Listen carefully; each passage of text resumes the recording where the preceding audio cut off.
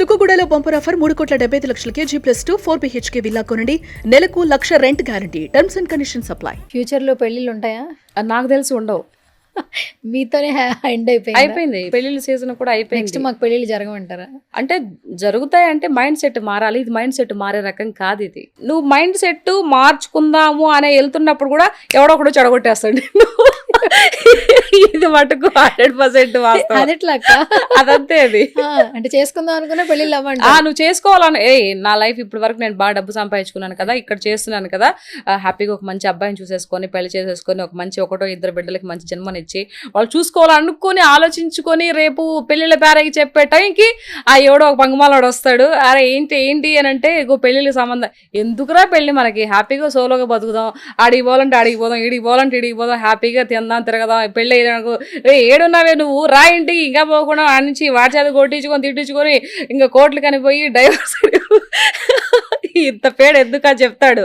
So దానివల్ల నువ్వు ఊహించుకోవడం ఏమైపోద్ది, ఇలా పడిపోయింది.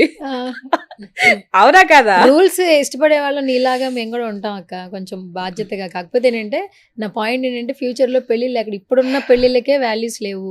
స్వేచ్ఛ అని పెళ్లి చేసుకున్న వాళ్ళు హస్బెండ్ వదిలేస్తున్నారు, పిల్లలున్నా పట్టించుకోవట్లేదు, కెరీర్ అంటున్నారు, వేరే దారుల్లోకి వెళ్ళిపోతున్నారు. అంటే పెళ్లి మీద అభిప్రాయం తగ్గిపోతుంది. ముందు జనరేషన్స్ లివ్ అండ్ రిలేషన్షిప్ అంట కొత్తగా వచ్చింది. నేను లివింగ్ అదే లివింగ్ ఏదో సంథింగ్ మాకు వాటి గురించి పెద్దగా తెలియదు. లివింగ్ లివ్ అని మాకు తెలియదు. అంటే ఇంగ్లీష్ తో పెద్ద పరిచయం లేదు. లివింగ్ రిలేషన్షిప్ అదే వాటితో ఇంకోటి వచ్చింది సిచ్యువేషన్షిప్. అంటే వాళ్ళు ఎప్పుడు విడిపోవాలనుకుంటే అప్పుడు విడిపోవచ్చు.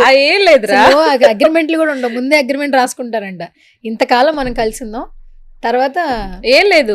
ఏందో ఇందాక ఏం రిలేషన్షిప్ అదే ఫస్ట్ చెప్పు. లివింగ్ రిలేషన్షిప్ అంట.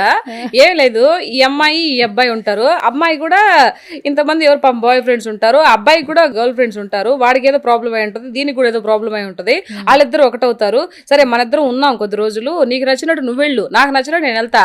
ఒకవేళ బాగా ఇలాగే కంటిన్యూ అయితే పెళ్లి చేసుకుందాం, లేదంటే నీ దావ నీది నా దావ నాది. ఇదే సిచ్యువేషన్షిప్. ఇది సిచ్యువేషన్ దిక్కు షిప్లన్నీ వస్తున్నాయా ఏమోనమ్మా, కర్మ ఇట్లాంటిదే. నా బిడ్డలకు మటుకు రాకూడదు. నేను మటుకైతే చాలా క్లియర్ కట్ గా ఉంటాను, ఉండాలి. ఎందుకంటే పిల్లలకి చెప్పుకోవాలి. 3 బిడ్డలు కదా నీకు?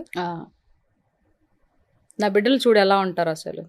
చూస్తాను అప్పుడప్పుడు రీల్స్ లో చూడు, రియల్ గా కూడా చూడు.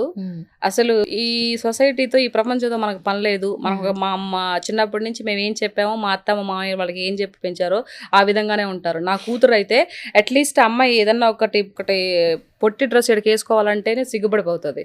వద్దు మమ్మీ నాకు అని. ఇప్పుడు తనకి 14 years. ఇష్టం ఉండదు, ఒక బంగారం మీద ఇష్టం ఉండదు, లేకపోతే ఇంకేదన్నా కొని వేసుకోవాలి, లేకపోతే రిచ్గా రెడీ అవ్వాలి, ఫ్యాషన్గా ఉండాలి, అలాంటి ఏమీ లేవు నా బిడ్డకి. నేను అనుకుంటాను నిజంగా ఇలాంటి బిడ్డలు నా కడుపున పుట్టడం నా అదృష్టమేమో అనుకుంటా. నా 3 బిడ్డలు అంతే, నా పెద్దోడు కానీ చిన్నోడు కానీ పాప కానీ. నా ఫ్యామిలీ వరకు నేను చెప్తున్నాను అదే మాటలు. బయట కూడా బిడ్డలు కూడా హ్యాపీగా ఉండాలనే చెప్తున్నాను, ఉండాలని నా తాపత్రయం. నా వరకు నేను చూసుకొని పోయే తత్వాన్ని కాదు నాది.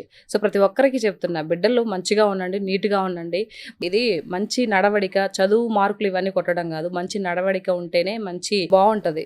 ఇంకే చెప్పినా కూడా ఓ పెద్ద సోదిలాగా అనిపిస్తుంది, ఎక్కువ చెప్పినా కూడా బుర్రకెక్కదే. అందుకే అలా 2 మాట చెప్పేసి కట్ చేసేయాలి. Okay, super.